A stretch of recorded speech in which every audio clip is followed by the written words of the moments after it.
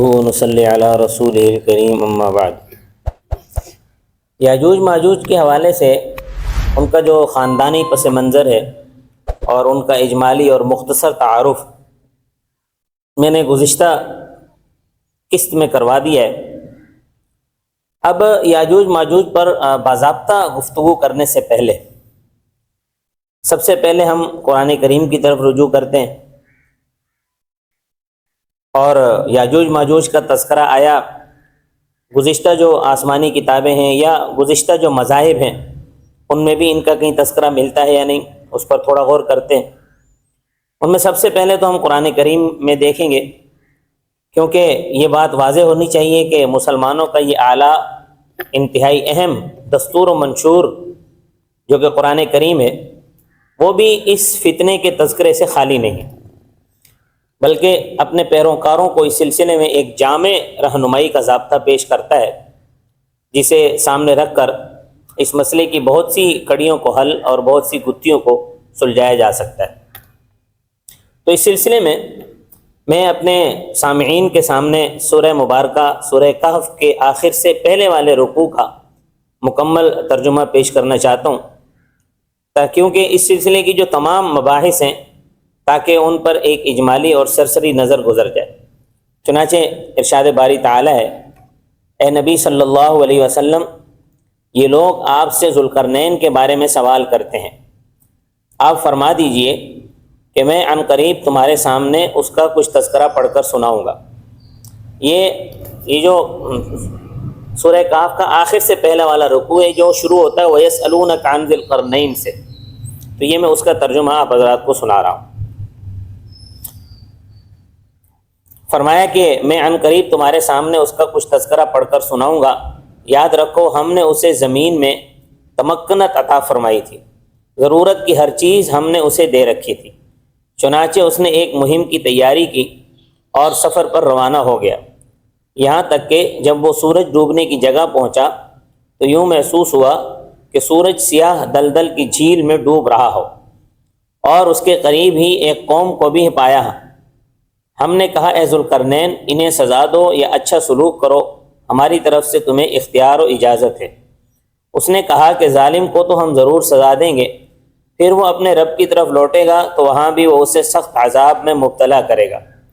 اور جو ایمان لا کر اعمال صالحہ اختیار کرے گا اس کے لیے اچھا بدلہ ہے، اور ہم اسے آسان باتوں کا حکم دیں گے۔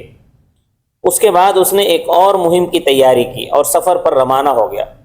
حتیٰ کہ جب وہ سورج طلوع ہونے کے مقام پر پہنچا تو دیکھا کہ سورج ایک ایسی قوم پر سب سے پہلے طلوع کرتا ہے جن کے لیے ہم نے اس سے کوئی پردہ نہیں رکھا۔ معاملہ یوں ہی تھا، اور جو کچھ ذوالقرنین کے پاس تھا ہم اس کی تمام خبروں کا احاطہ کیے ہوئے ہیں۔ اس کے بعد اس نے ایک اور مہم کی تیاری کی، پھر سفر پر روانہ ہو گیا، حتیٰ کہ جب وہ دو دروں کے درمیان پہنچا تو ان دونوں دروں سے باہر ایک ایسی قوم کو آباد پایا جو کوئی بات نہ سمجھ پاتی تھی۔ انہوں نے اشارہ یا ترجمان کے ذریعے ذوالقرنین سے کہا کہ اے ذوالقرنین، یاجوج ماجوج زمین میں فساد پھیلاتے ہیں، تو کیا ایسا ممکن ہے کہ ہم آپ کے لیے کوئی اجرت یا ٹیکس واجب الادا مقرر کر دیں تاکہ آپ ہمارے اور ان کے درمیان ایک سد قائم کر دیں؟ ذوالقرنین نے کہا کہ میرے پروردگار نے مجھے جو حکومت عطا فرمائی ہے وہ سب سے بہتر ہے، اس لیے افرادی قوت سے تم میری مدد کرو تو میں تمہارے اور ان کے درمیان ایک مضبوط آڑ قائم کر دوں گا۔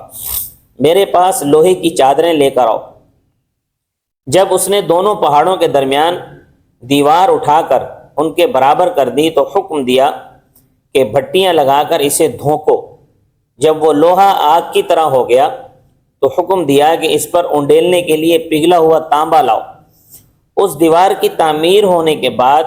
یاجوج ماجوج اس پر چڑھ سکتے تھے اور نہ ہی نقب لگا سکتے تھے۔ ذوالقرنین نے کہا کہ یہ محض میرے پروردگار کی رحمت ہے، جب میرے رب کا وعدہ آ جائے گا تو وہ اس دیوار کو ریزہ ریزہ کر دے گا، اور میرے رب کا وعدہ سچا ہے۔ یہ سورۃ الکہف کی آیات 83 سے لے کر 99 تک۔ قرآن کریم کے اس اقتباس سے چند امور اور نکات ہمارے سامنے خوب وضاحت سے آ جاتے ہیں۔ نمبر 1، پہلی چیز تو یہ ہے کہ قرآن کریم کی یہ آیات ایک سوال کے جواب میں نازل ہوئی جس سوال کا تعلق ذوالقرنین سے تھا۔ نمبر 2، ذوالقرنین کو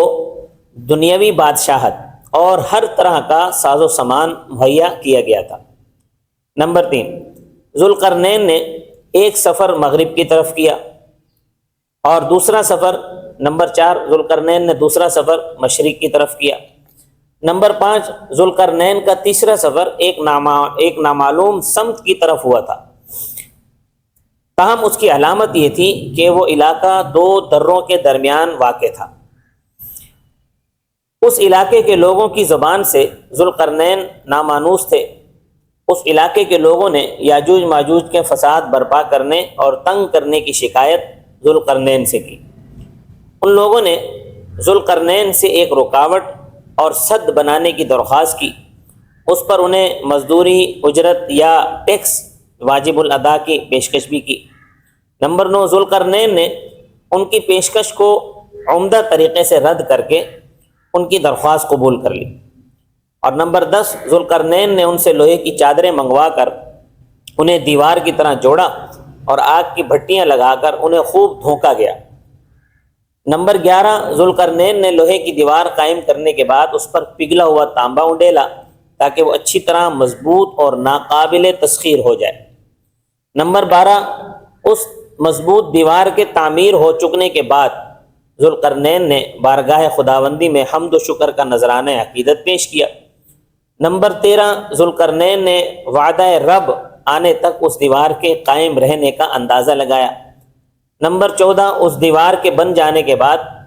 وہ لوگ آپس میں ایک دوسرے میں موج در موج مشغول ہو گئے،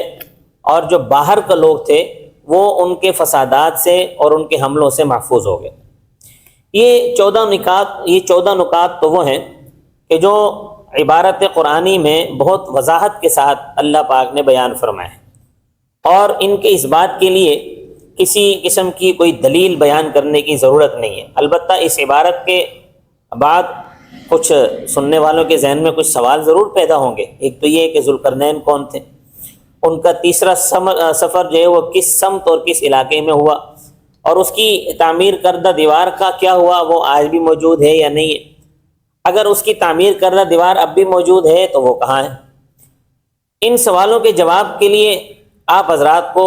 تھوڑی انتظار کی مشقت برداشت کرنی پڑے گی، کیونکہ اس مقام پر میں نے عرض کیا کہ قرآن کریم اور کتب سابقہ میں یاجوج ماجوج کا تذکرہ جو ہے وہ میں آج اس کا بیان کروں گا، تو اس لیے آج تو بس یہی بیان کیا جائے گا کہ قرآن کریم میں ان کا جو تذکرہ ہوا ہے اور دیگر کتب سماویہ میں یا دیگر مذاہب میں جو ان کا تذکرہ ہوا ہے۔ چنانچہ قرآن کریم میں ہی ایک دوسرا حوالہ پیش کرتا ہوں۔ قرآن کریم میں ہی سورۃ الانبیاء میں اللہ تبارک و تعالی نے ارشاد فرمایا وَحَرَامٌ عَلَىٰ قَرْيَةٍ أَهْلَكْنَاهَا أَنَّهُمْ لَا يَرْجِعُونَ حَتَّىٰ إِذَا فُتِحَتْ يَأْجُوجُ وَمَأْجُوجُ وَهُمْ مِنْ كُلِّ حَدَبٍ يَنْسِلُونَ۔ اور جس بستی کو ہم نے ہلاکت کے گھاٹ اتار دیا، ان کے لیے یہ بات طے ہو چکی کہ وہ لوٹ کر واپس نہیں آ سکتے، یہاں تک کہ یاجوج ماجوج کو کھول دیا جائے اور وہ ہر بلندی پر سے پھسلتے ہوئے دکھائی دیں گے۔ اب دیکھیں قرآن کریم کی ان دونوں آیتوں میں ہمارے سامنے ایک وضاحت سامنے آتی ہے۔ پہلی تو یہ ہے کہ ہلاک شدہ قوموں کو دوبارہ نہیں بھیجا جائے گا، دوسری ہے کہ یاجوج ماجوج کو کھولا جائے گا، گویا کہ انہیں بند کیا ہوا ہے یا جھگڑا ہوا ہے، اور نمبر 3 وہ اونچے مقامات یعنی پہاڑوں پر سے نیچے اتریں گے، پھسلتے ہوئے آئیں گے۔ نمبر 4 یعنی کثرت کے باعث ایسا محسوس ہوگا کہ وہ پھسلتے ہوئے آ رہے ہیں۔ تو ان نکات کو ذہن میں رکھ کر آگے ان کی تفصیل آئے گی، اس پر آپ غور فرمائیے گا۔ دیکھیں قرآن کریم نے اپنے طرز بیان میں اس فتنے کی طرف کس خوبصورتی سے اشارہ فرمایا۔ یہ قرآن کریم ہی کا حصہ ہے، اختصار اتنا کہ اس سے زیادہ ممکن نہیں، اور جامع اتنا کہ تمام پہلوؤں سے کچھ نہ کچھ لے کر ایک مستند دستاویز قرآن نے تیار کر دی۔ قرآن کریم کے بعد اگر مومن کے دل پر کسی چیز کی اہمیت و عظمت ہے اور اس سے اس کا مطالبہ بھی کیا گیا ہے، تو وہ پوری کائنات میں حضور اکرم صلی اللہ علیہ وسلم کے فرامین مبارکہ ہیں، جس کو حدیث کہتے ہیں۔ یہ ایسی چیز ہے جو قرآن کریم کے بعد بلا شرکت غیر تنہا اہمیت اور عظمت کی حامل ہے۔ اس لیے قرآن کریم کے بعد حدیث کے حوالے سے یاجوج ماجوج پر تفصیلی گفتگو کرنا ضروری ہے، تاہم اس کے لیے میں نے ایک الگ قسط جو ہے وہ انشاءاللہ اس کے لیے مخصوص کی ہے،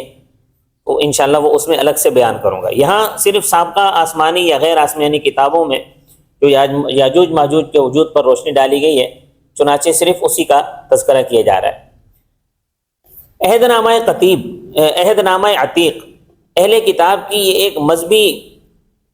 کتاب کی اصطلاح ہے۔ دراصل اس وقت اہل کتاب کے پاس جتنی کتابیں اور صحیفے ہیں انہیں دو حصوں میں تقسیم کیا گیا ہے۔ ایک تو وہ ہے جو حضرت عیسیٰ علیہ السلام سے پہلے نازل ہوئے ہیں، جو حضرت عیسیٰ علیہ السلام سے پہلے کی کتابیں اور صحیفے، اور دوسرے وہ کہ حضرت عیسیٰ علیہ السلام کے احوال اور آپ کے شاگردوں کے خطوط۔ تو جو حضرت عیسیٰ علیہ السلام سے پہلے نازل ہونے والی کتابیں اور صحیفے ان کو عہد نامہ عتیق کہا جاتا ہے، اور جو بعد والے ہیں جو حضرت عیسیٰ علیہ السلام کے احوال ہیں اور جو آپ کے شاگردوں کے خطوط وغیرہ ہیں ان کو عہد نامہ جدید کہا جاتا ہے۔ عہد نامہ عتیق میں 39 کتابیں اور صحیفے ہیں، جبکہ عہد نامہ جدید میں 4 انجیلوں کے علاوہ 21 خطوط اور سفر اعمال، یوحنا عارف کا مکاشفہ، یہ کل ملا کر کوئی 27 چیزیں بنتی ہیں۔ عہد نامہ عتیق میں 26ویں نمبر پر ایک کتاب حزقیل کے نام سے، اس کے 48 ابواب پر یہ عہد نامہ مشتمل ہے، جس میں سے مصنف اس موقع پر باب نمبر 38 میں انہوں نے جو لکھا ہے وہ میں آپ کے سامنے پیش کرنا چاہتا ہوں۔ لکھا ہے کہ خداوند کا کلام مجھ پر، یہ عہد نامہ عتیق کی عبارت ہے 26ویں نمبر پر، عہد نامہ عتیق کی کتاب حزقیل کا باب نمبر 38 ہے۔ اور خداوند کا کلام مجھ پر نازل ہوا کہ اے آدم ذات، جوج کی طرف جو ماجوج کی سرزمین کا ہے، روش اور مسک اور توبل کا فرمان روا ہے، متوجہ ہو اور اس کے خلاف نبوت کر اور کہہ، خداوند خدا یوں فرماتا ہے کہ دیکھ اے جوج، روش اور مسک اور توبل کے فرمان روا میں تیرا مخالف ہوں۔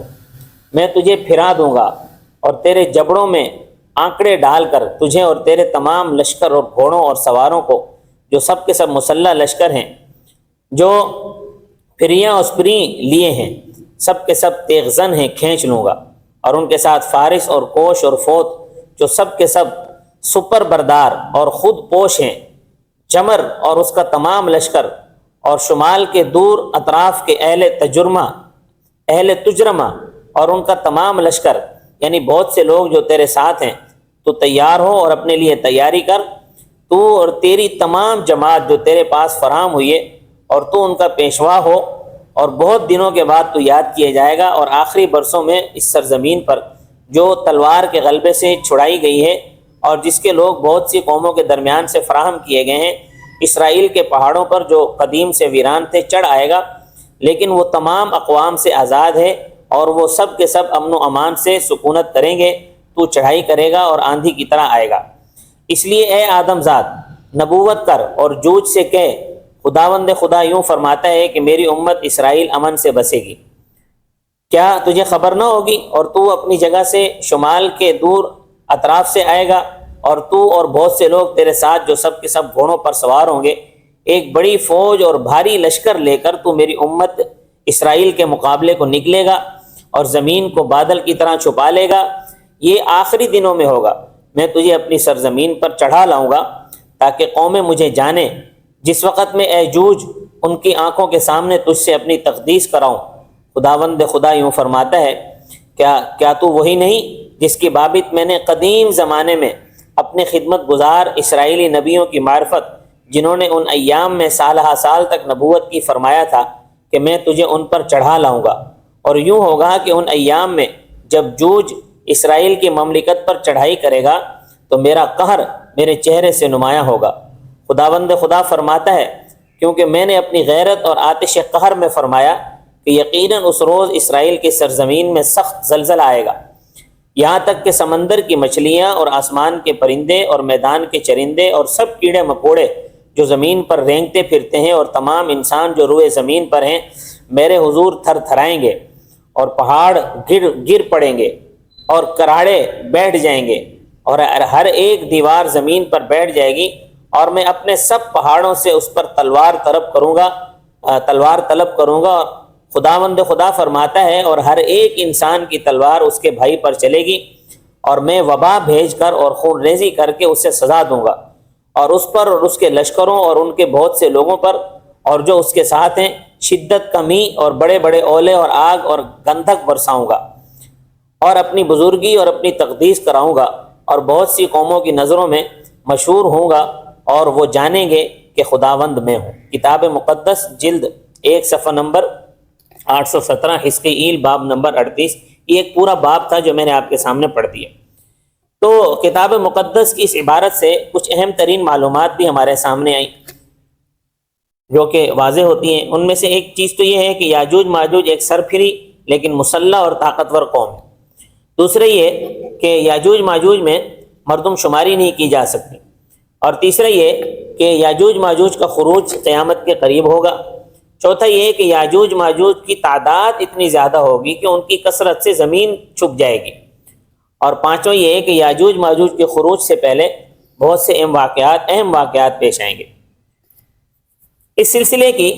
دوسری عبارت وہ ہے جو یاجوج ماجوج کے نسب کے حوالے سے وہ کتاب مقدس کی میں گزشتہ قسط میں بیان کر چکا ہوں، جس کے مطابق میں نے بیان کیا تھا کہ یہ بنو یافس قرار پاتے ہیں۔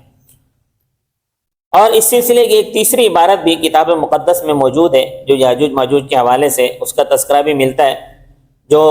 کتاب مقدس جلد 2 میں ہے، صفحہ نمبر 257، مکاشفہ باب نمبر 20 آیت نمبر 7 تا 10 ہے۔ فرمایا جب 1000 برس پورے ہو چکیں گے تو شیطان قید سے چھوڑ دیا جائے گا، اور ان قوموں کو جو زمین کی چاروں طرف ہوں گی یعنی یاجوج ماجوج کو گمراہ کر کے لڑائی کے لیے جمع کرنے کو نکلے گا، ان کا شمار سمندر کی ریت کے برابر ہوگا، اور وہ تمام زمین پر پھیل جائیں گے اور مقدسوں کی لشکرگاہ اور عزیز شہر کو چاروں طرف سے گھیر لیں گے۔ آسمان پر سے آگ نازل ہو کر انہیں کھا جائے گی، اور ان کا گمراہ کرنے والا ابلیس آگ اور گندھک کی اس جھیل میں ڈالا جائے گا جہاں وہ حیوان اور جھوٹا نبی بھی ہوگا، اور وہ رات دن عبدالآباد عذاب میں رہیں گے۔ تو کتاب مقدس کی یہ عبارت بھی اتنی واضح ہے کہ اس سلسلے میں کوئی بات تو کہنے کی ضرورت ہی محسوس نہیں ہوتی۔ تاہم سامعین کے ذہن میں یہ سوال پیدا ہو سکتا ہے کہ مقدس کی لشکرگاہ اور عزیز شہر سے کیا مراد ہے، کیونکہ یہودی مشینری اور عیسائی لابی اس بات پر مصر ہے کہ ہم نے اسلام کو صفحہ ہستی سے مٹا کر ہی دم لینا ہے، لیکن شاید وہ اس بات کو بھول رہے ہیں کہ مقدسوں کی وہ لشکرگاہ اور عزیز شہر قیامت تک روئے زمین پر اپنی آب و تاب کے ساتھ موجود رہیں گے، اور ان کی تمام تر کوششیں مشیت ازدی سے رائگاں جائیں گی۔ ہندو مت دنیا کے قدیم ترین مذاہب میں شمار ہوتا ہے، گویا کہ اس کی تاریخ تو بہت پرانی ہے، لیکن اس مذہب کا کوئی بھی حصہ محفوظ یا قابل اعتماد نہیں ہے۔ اس مذہب کی مشہور کتابوں میں سے ایک اہم کتاب رگ وید ہے۔ رگ وید کے سلسلے میں بھی حضرت مولانا مناظر حسن گیلانی رحمۃ اللہ علیہ کے حوالے سے ایک عبارت میں آپ کے حضرات کے سامنے پیش کرنا چاہتا ہوں، جو انہوں نے مقدمہ تفسیر غایت البرہان کے صفحہ نمبر 302 سے لی ہے۔ تو فرمایا رگ وید میں رچا 22 سکتہ 4 منڈل 7 کا ایک دعائی فقرہ ہے، رہے مالک ہماری عبادت گاہوں کو کوک کی کھنڈت سے بچا۔ اس میں تو صرف کوک کا ذکر ہے، لیکن کلکی پران کے نام سے جو کتاب ہندوؤں کے ہاں پائی جاتی ہے اس میں کوک کے ساتھ وقوق کا بھی ذکر ہے، اور یہ بھی کہ ان کے رتھ یعنی سواری کا رنگ کالا ہوگا، اور چچندر کتے گدھے وغیرہ کی آواز اس سے نکلے گی، اور ان کی آنکھیں گنجی ہوں گی۔ خلاصہ کلام یہ ہے کہ یہ فتنہ یاجوج ماجوج انتہائی غیر معمولی ہوگا، جس سے حفاظت کے لیے ہندو مت جیسے مشرک شرک سے بھرپور مذہب میں بھی دعائیہ کلمات سکھائے گئے ہیں۔ اور